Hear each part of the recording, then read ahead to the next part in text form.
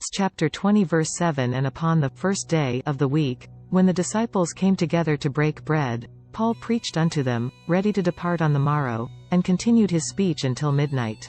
We can see that the Apostle Paul met, and preached to the church on the first day of the week, on Sunday. There are certain sects that claim only Saturday as the Sabbath, and anybody who meets on Sunday is a heretic. I hope to show that Sunday is also the Sabbath. Not only is Sunday a Sabbath, it is an allegory of the Christian Sabbath. Saturday represents a type of the millennium reign of Jesus Christ. Jesus Christ will reign for 1,000 years from Jerusalem, and the celestial saints of God will reign over the earth with him. When we read about the reign of Jesus Christ in the New and in the Old Testament, we get a small glimpse of what seems to be a dream-like existence for mankind. Satan will be bound for the entire millennial reign of Jesus Christ. Revelation chapter 20 verse 2. And he laid hold on the dragon, that old serpent, which is the devil and Satan, and bound him 1,000 years. Revelation chapter 20 verse 3. And cast him into the bottomless pit, and shut him up, and set a seal upon him, that he should deceive the nations no more, till the 1,000 years should be fulfilled, and after that he must be loosed a little season. I do not think we can even imagine how great that will be for the world. Try and imagine a world without predatory governments, and other demonically inspired organizations, that are continually murdering innocent people, or enslaving people, or constantly confiscating, taxing, or stealing your labor and your wealth.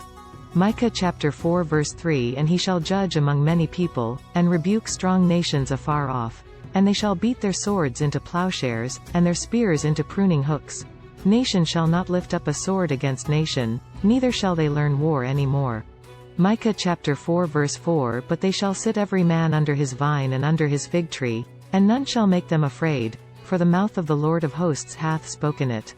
Predatory animals will be as gentle and as friendly as puppies during the millennium. Imagine a child boldly taking a walk at night in the forest, and accidentally meeting a mother wolf with her pups. Instead of being terrified of being killed, the child will simply pet the mother wolf, and sit down to play with her pups under the light of the moon. Isaiah chapter 11 verse 6. The wolf also shall dwell with the lamb, and the leopard shall lie down with the kid, and the calf and the young lion and the fatling together, and a little child shall lead them. People who die at the age of 100 will be considered mere children during the millennium, but the righteous will live as long as trees. Isaiah chapter 65 verse 20. There shall be no more thence an infant of days, nor an old man that hath not filled his days. For the child shall die 100 years old, but the sinner being 100 years old shall be accursed. Isaiah chapter 65 verse 21. And they shall build houses, and inhabit them, and they shall plant vineyards, and eat the fruit of them. Isaiah chapter 65 verse 22. They shall not build, and another inhabit. They shall not plant, and another eat. For as the days of a tree are the days of my people, and mine elect shall long enjoy the work of their hands. Wow! The millennial reign of Jesus Christ sounds almost perfect, except it won't be perfect. Although the entire earth will be like the Garden of Eden, and people will live for hundreds of years, people will still eventually die. Also, at the end of the 1,000 years, Satan will be released, and mankind will be deceived and fall for his lies all over again.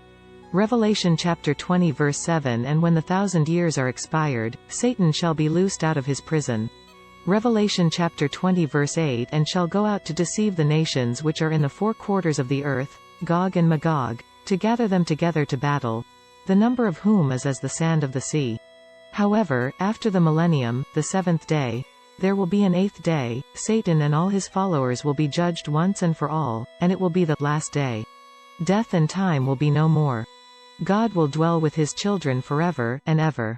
Revelation chapter 21 verse 3. And I heard a great voice out of heaven saying, Behold, the tabernacle of God is with men, and he will dwell with them, and they shall be his people, and God himself shall be with them, and be their God. Revelation chapter 21 verse 4. And God shall wipe away all tears from their eyes, and there shall be no more death, neither sorrow, nor crying, neither shall there be any more pain, for the former things are passed away. Revelation chapter 21 verse 5. And he that sat upon the throne said, Behold, I make all things new. The ancient epistle of Barnabas explains that the eighth day is the final day, and the beginning of a new heaven and a new earth. This is why Christians celebrate Sunday as the eighth day and the final Sabbath. Barnabas 15-7 But if after all then and not till then shall we truly rest and hallow it. When we shall ourselves be able to do so after being justified and receiving the promise. When iniquity is no more and all things have been made new by the Lord.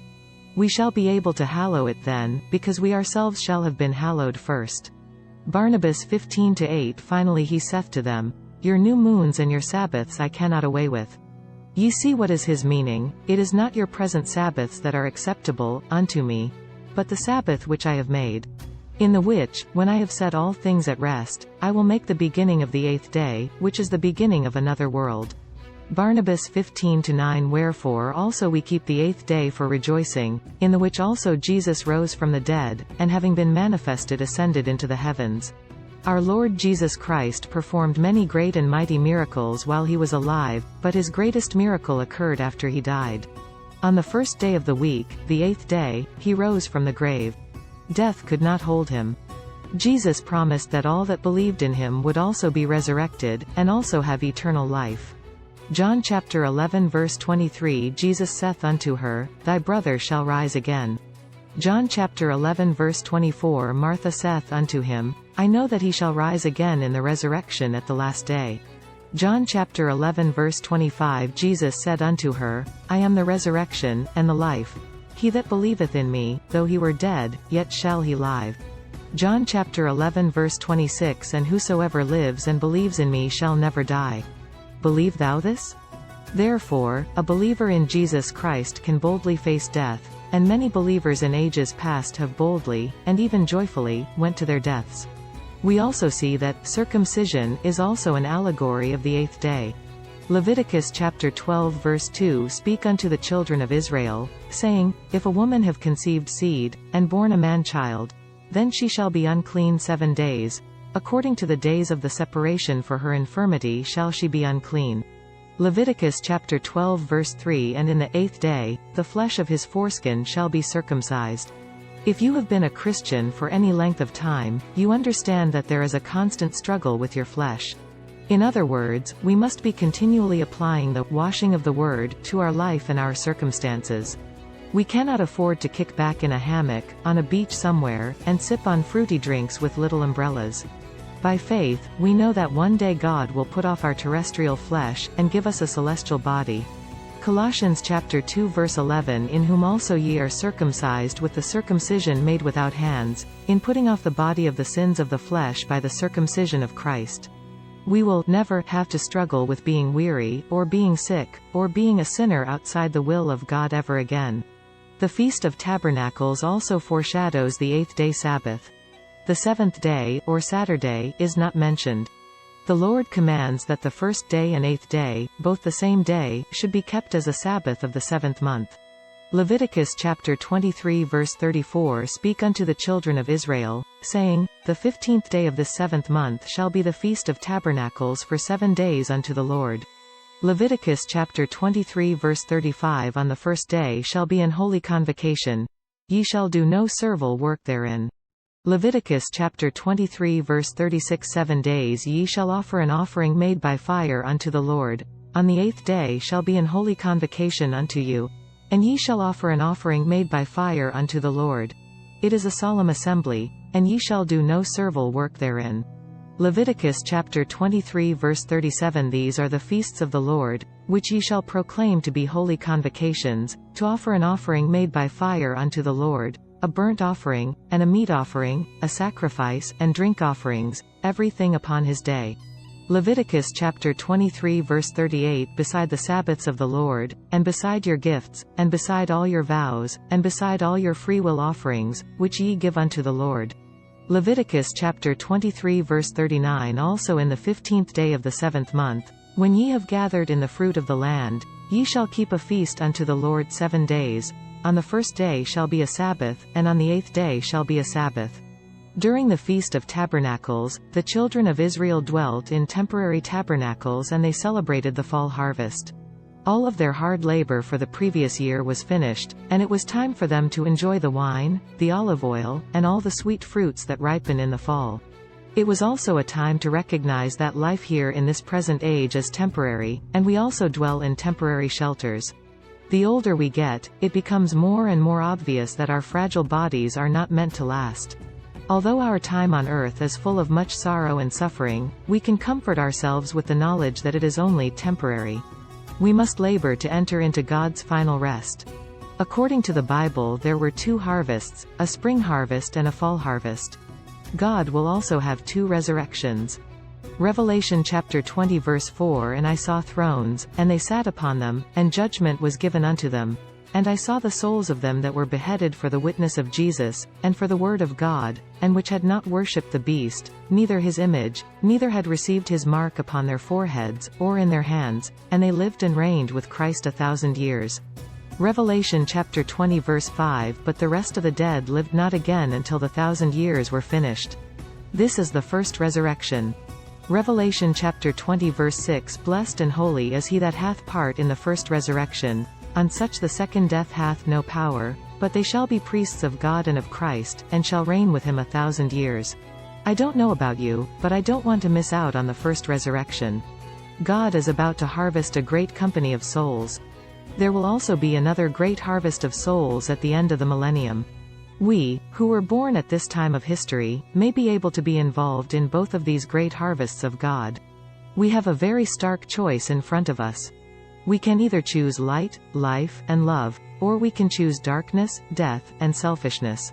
We can either choose to labor in this present harvest, or we can choose to put our heads in the sand, enjoy this fallen world for a short time, sock money away in some retirement plan, and pretend everything will continue on the same forever.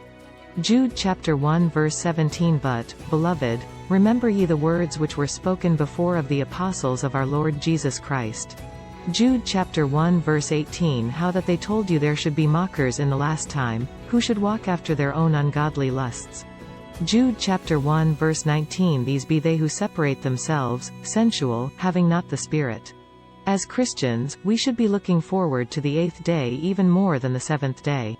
Although the 7th day will be glorious, the 8th day will be much more glorious.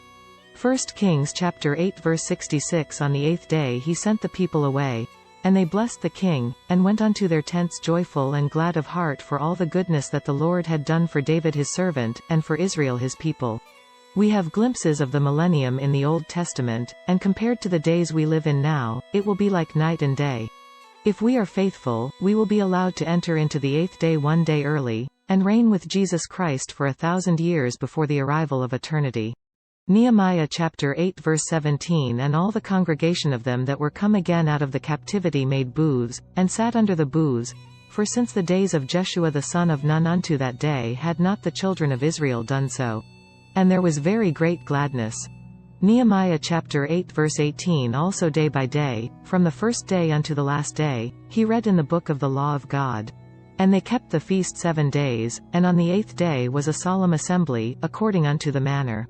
The Bible tells us very little about the 8th day. I believe that the Apostle Paul was right, we cannot even imagine what eternity will be like. I suspect it will be similar to a child who was born and raised in a concentration camp, or insane asylum, with vicious, sadistic guards, suddenly being transported to a tropical paradise where they are surrounded by loving, kind, and gentle people.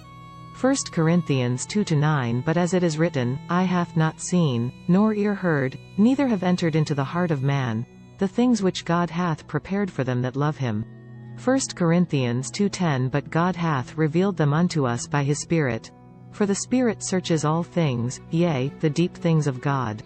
If you enjoy these videos, please like and subscribe. Have a great week. Thanks.